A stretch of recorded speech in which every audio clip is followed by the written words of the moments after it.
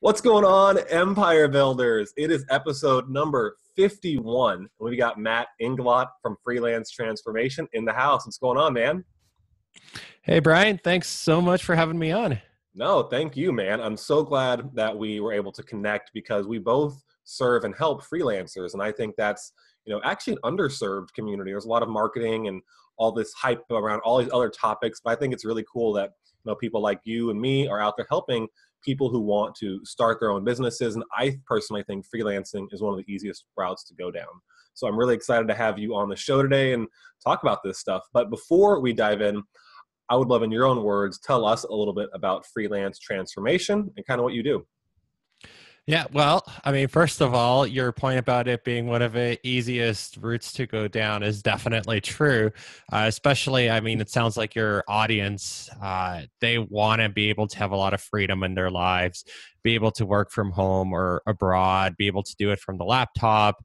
And yeah, freelancing is a great way to do it. And that's basically my story. Is I started 12 and a half-ish years ago, building websites for people. And that company grew and grew and became an agency.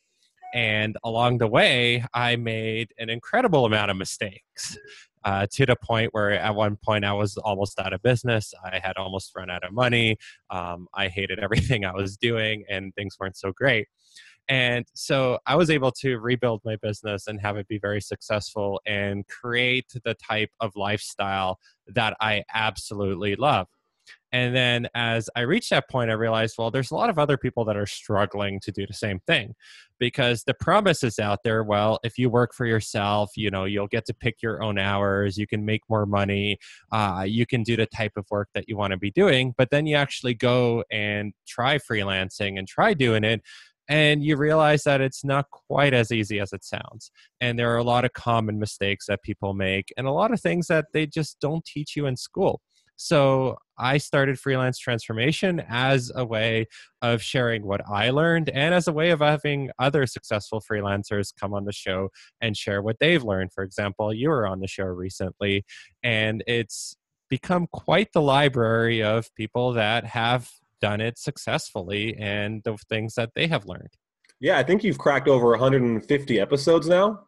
Yes, sir. Yeah, man, congratulations on that. And everyone watching, we'll get to, where you can learn more at the end, but for sure, go check out his podcast. I was just on it the other week. A lot of really great content in there as well. So, Matt, awesome intro. I've got a lot of really good questions for you, but before I get to them, I'd really like to talk more about what you were mentioning, the failure you had, the big road bump where, you almost gave it all up, but you turned it around. I'd love if you could just share a little bit about that story. I think we could learn from, those mistakes for sure. Yeah, absolutely. And it's kind of a classic mistake, but taken to the extreme. So when I started building websites for people, what did I know really well? Well, I knew how to build websites. What I didn't know how to do was how to run a business. And despite not knowing how to run a business, I was convinced that I was going to start the next big agency. It was going to be the biggest agency. And quite frankly, that's how I thought you had to run a business, that the only way you could run a business was to grow, grow, grow. And, there weren't really any other options.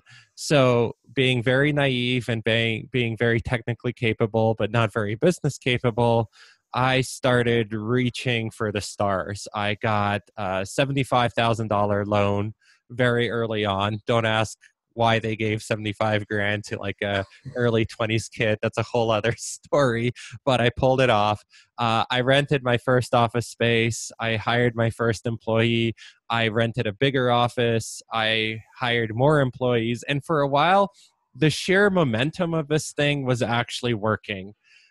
Between the loan and money coming in from clients, we are staying afloat. But I kept trying to grow and I kept taking on more expenses. And one day at the beginning of 2011, I woke up and I realized I had this big, successful looking operation. Well, big by my standards, at least. Yeah. Not exactly IBM here, but I had this operation and I had employees, I had an office, and I wasn't actually making money. And in fact, we were getting closer and closer to just going out of business, period. I had maxed out my line of credit pretty much at that point. And I realized that the core problem was that as I sped along for those years trying to, get bigger office space, more employees and all of that stuff, I never actually figured out how to run a business. I never actually figured out how to run an agency. I had never worked at an agency prior to doing this. So I was winging everything, and I had never figured out the most important fundamentals, such as who the heck our clients actually are, what we need to be charging in order to make a profit, what type of business should we be turning away, what type of employees should I be hiring, when does it make sense to hire. Just a million things that I'd never really thought through, and I had just assumed that as long as you kept enough momentum going, you could be successful. And eventually that caught up to me, and that was the first time that I really looked deeply at my business. I started looking at the financials. I started looking at what projects were profitable. I started realizing that, hey, wait a minute, there is actually a pretty good business here. But to uncover it, I have to get rid of the 80% of stuff that doesn't work. And then suddenly I have a 6-figure business. And instead of working 80 hours, I'm working 20 hours. But if I hadn't done that reflection, a month or two later, that would have been the end. And I would have had to figure out how to go bankrupt, which I also didn't know how to do.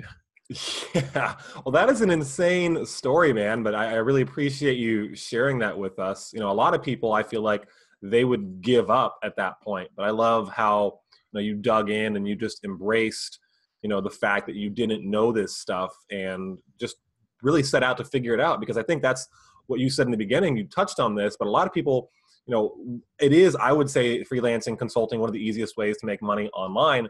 But it's not a walk in the park. Like, a lot of us have a skill set and we're good at one thing, but when it comes to business, like, even if you went to business school, like I was majoring in business, but when I was starting my business, I wasn't learning anything about how to run a business, like nothing. And so it was just so frustrating that when I got to that point, you're right, man, I didn't know how to charge what I was worth, how to profitably hire employees. And I would just give my employees like a huge chunk of the contract and like, all right, cool, and we're good, right? And then they wouldn't work. So anyways, man, so many mistakes to make along the way. But I'm glad that you pulled it off and now are building up more momentum again, man. I think that's a good lesson in and of itself. Like, don't give up even when your back's against the ropes, because you can keep pushing and turn it around. It only ends when you actually give up. Yeah, absolutely. And I just want to pop in and say, like, I'm a business major as well. And I was also in the business program when I was busy making these mistakes. So yeah, absolutely. The school doesn't teach you the actual operations of a business. They teach you how to be a manager. They teach you how to analyze a business. And those are good skills, but they don't teach you the day-to-day of, hey, here's how you be a business owner. Yeah, for sure, man. So learning that, really comes down to figuring it out by yourself or leaning on people like us who've had that experience. So really, really great that you can share this with everyone else. I think they can learn a lot from that. So while I'm going through my little list here of questions we got, why don't we get into some of the common mistakes that you see freelancers making? You touched on some of the things that you did, but now having worked with, thousands of freelancers, what are they doing that just they're shooting themselves in the foot, costing themselves opportunities that they should avoid? So there's different mistakes at different parts of your business. But I would say the number one top mistake is not taking the time to actually figure out who your clients are and what you need to be charging in order to make the math work. And those two things are very intrinsically related. So first of all, when you're starting out, it's okay to take any job at any price. I get that. I have all been there. The first website I ever sold was $300. I'm not saying don't take those opportunities because, hey, you're new to the game.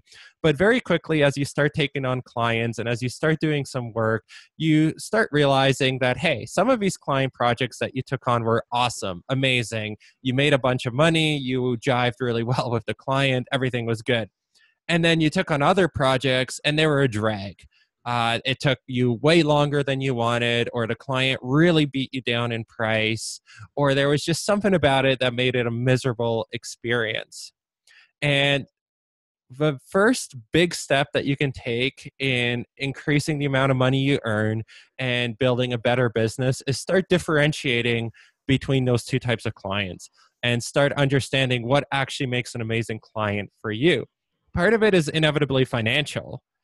So they have to be clients that are willing to pay you what you need to be making in order to make it worthwhile, which means finding clients that are actually going to get a lot of value from your services.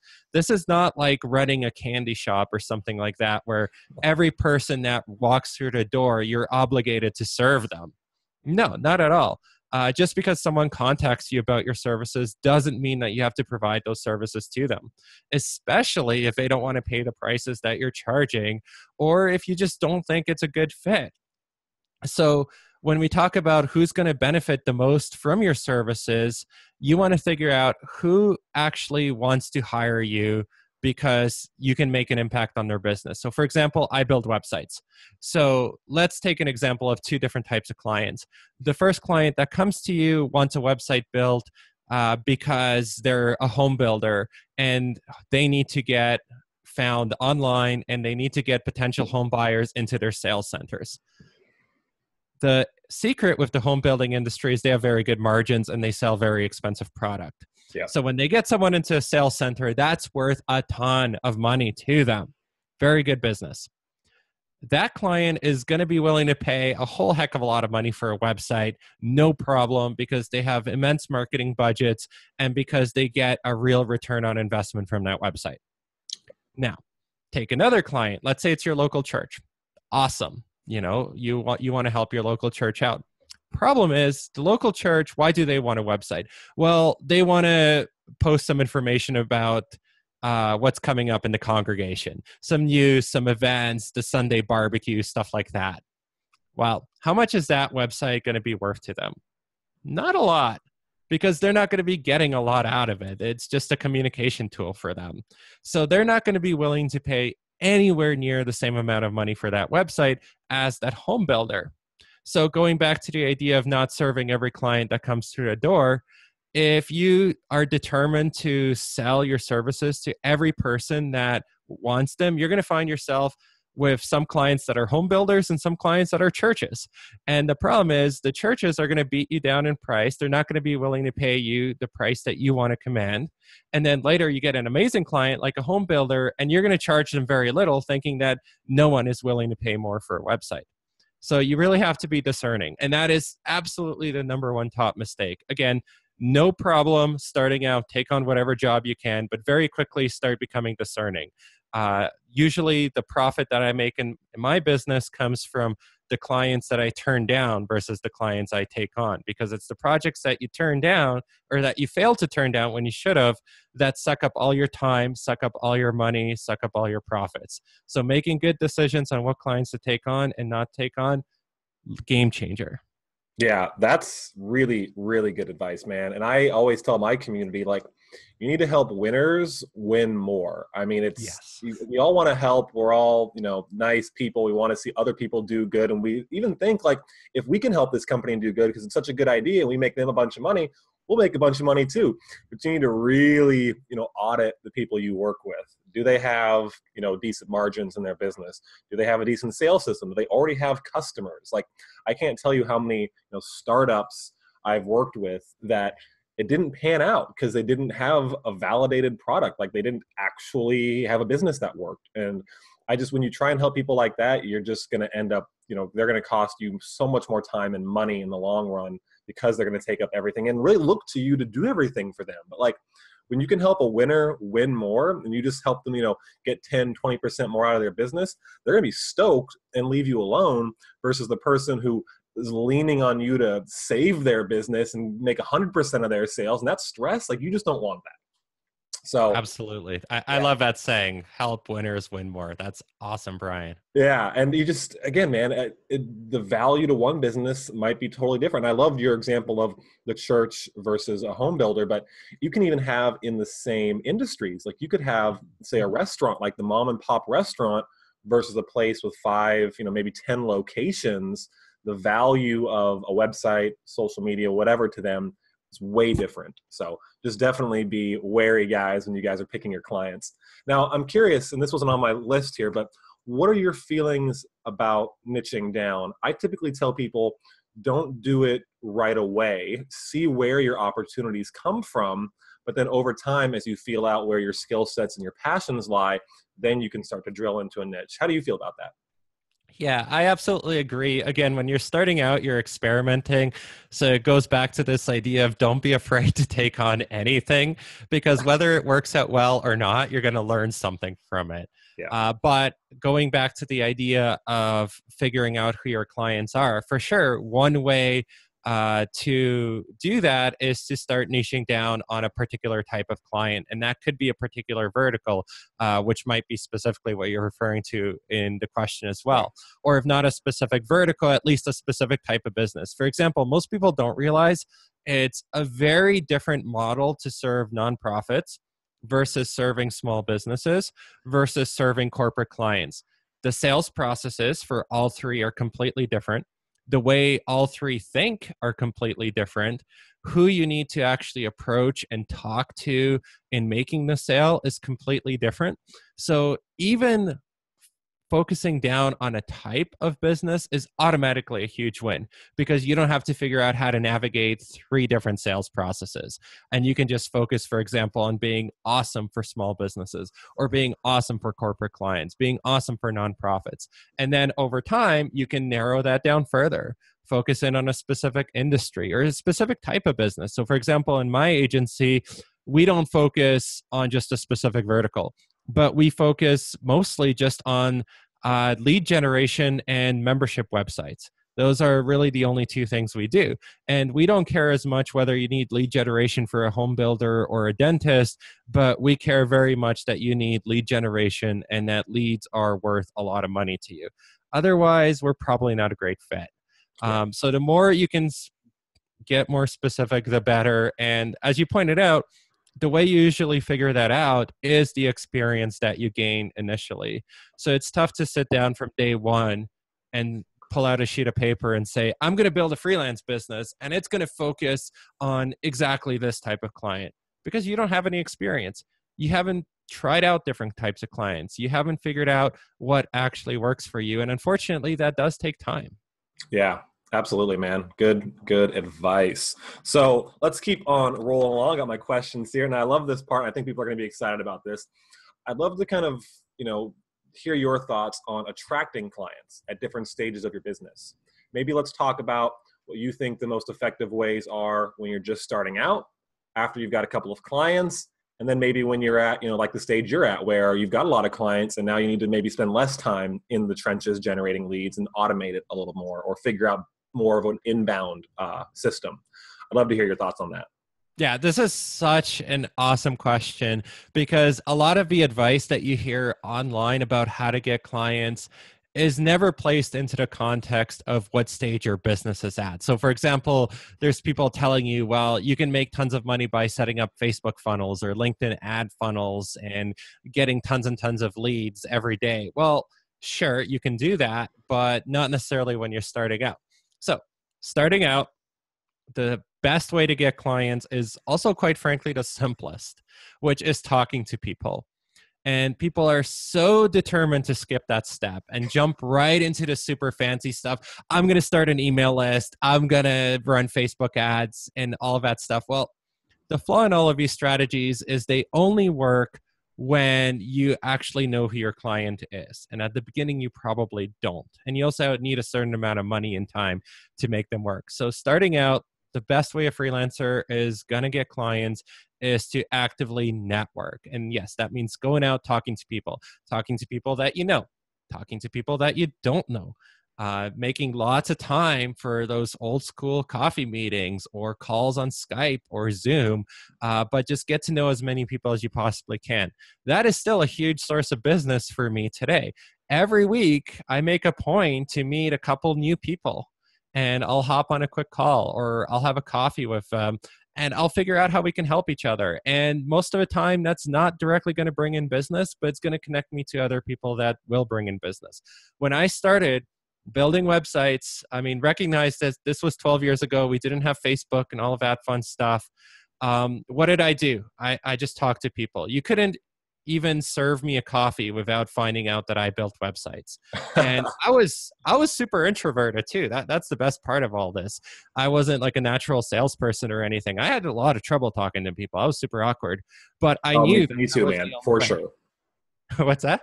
I was saying me too, for sure. Yeah. And I think a lot of people are as well. I mean, and as we get more into social media and technical and more connected, I think it creates even more introverts. So, but yeah, Mhm. guys, put yourself out of your comfort zone, go meet people for sure.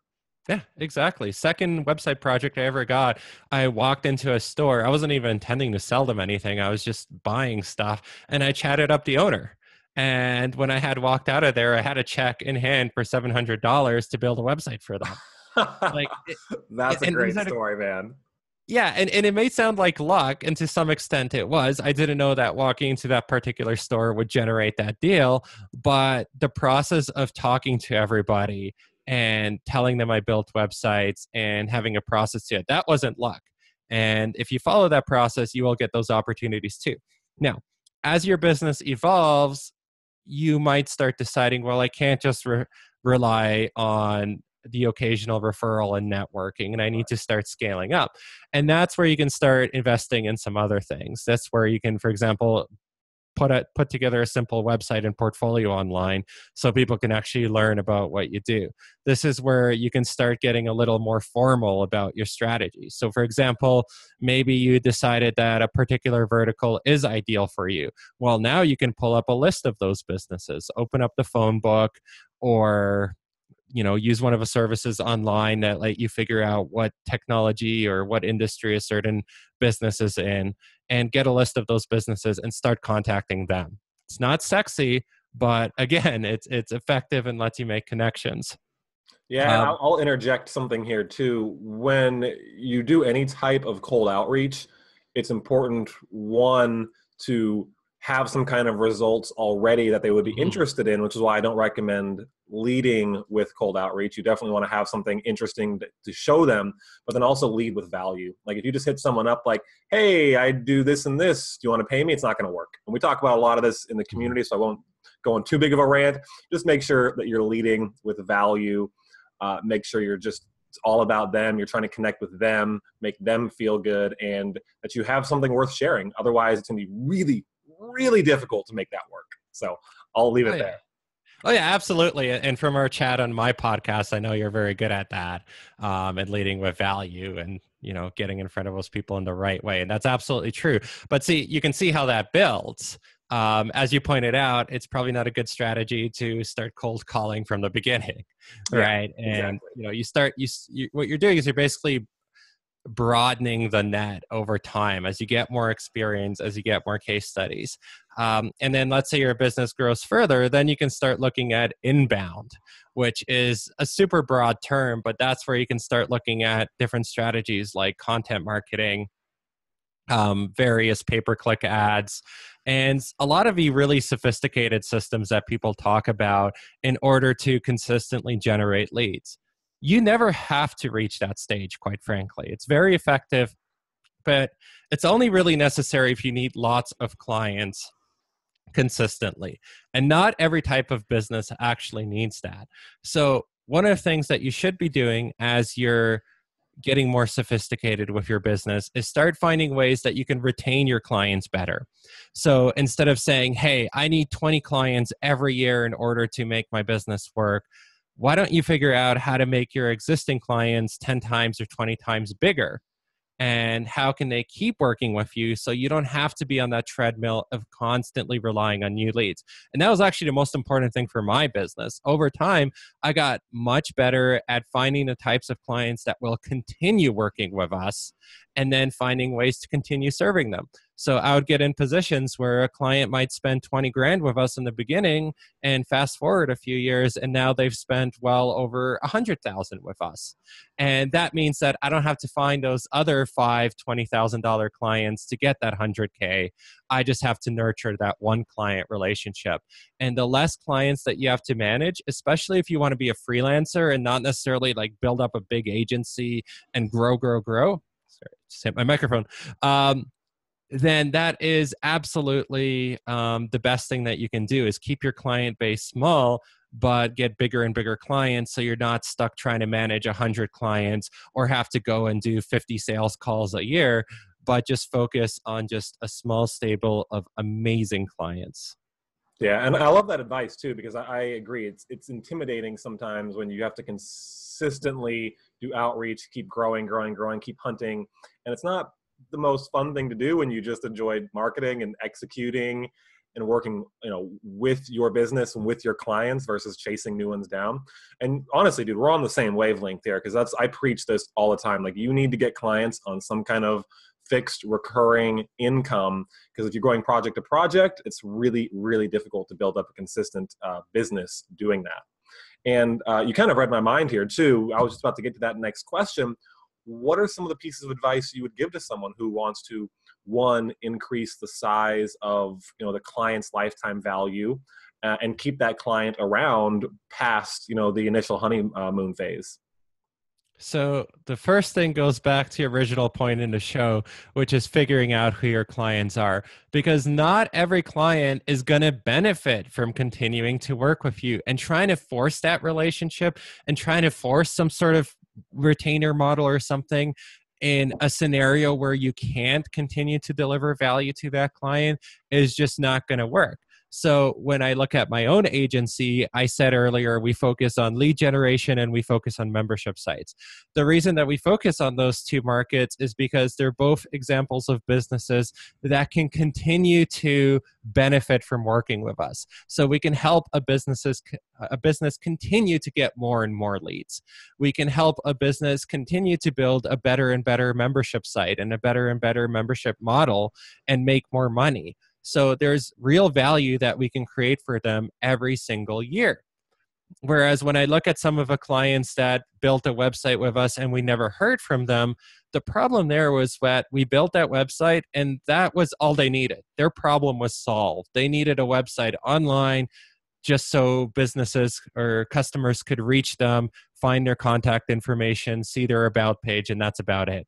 No amount of me bugging them about retainers would have changed that.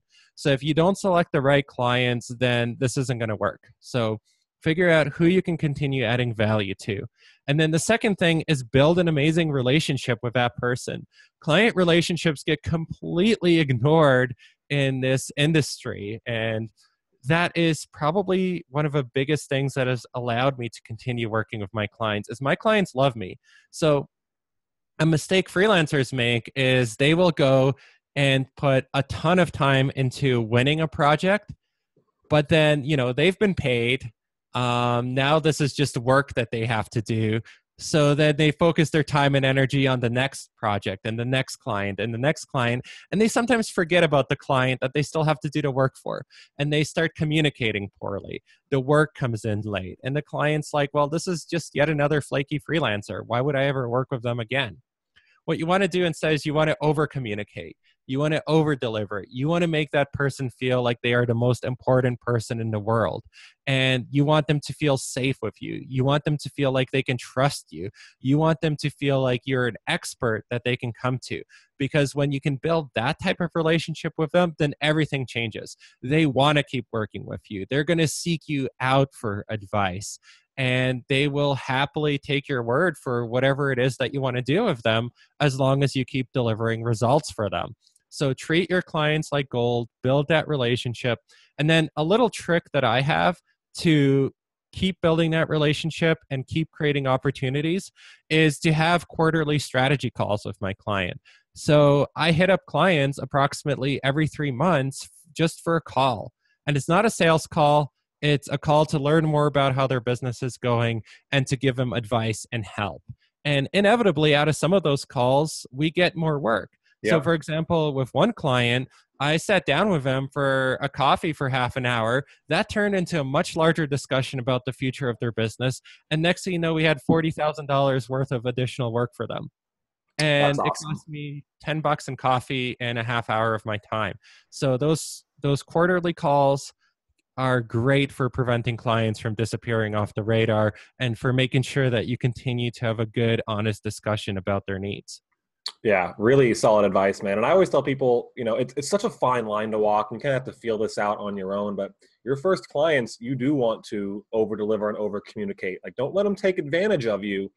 But I mean, I've got relationships with clients that I built over the past couple of years, and now I'm actually moving across the country, and I have them coming to me like, "You're not going to leave us, right?" Like, they really want to make sure that I'm not even though I'm leaving the area, I'm not going to leave them. And it's absolutely true. I'm keeping them, just leaving. I can work online, but it was because of that relationship that I built with them. They just don't see the option of wanting to work with anyone else. So I think, that's for sure all the advice you just shared, insanely valuable, man. So I really, really appreciate you coming on here to the show today. We are going a little bit over, but that's okay. There's so much good content in here. I just wanted to make sure we got through all of it. Do you have, I guess as a last question before we wrap up, any just parting advice you would give to a freelancer, someone who, they really want to do this, maybe they've tried, they've struggled.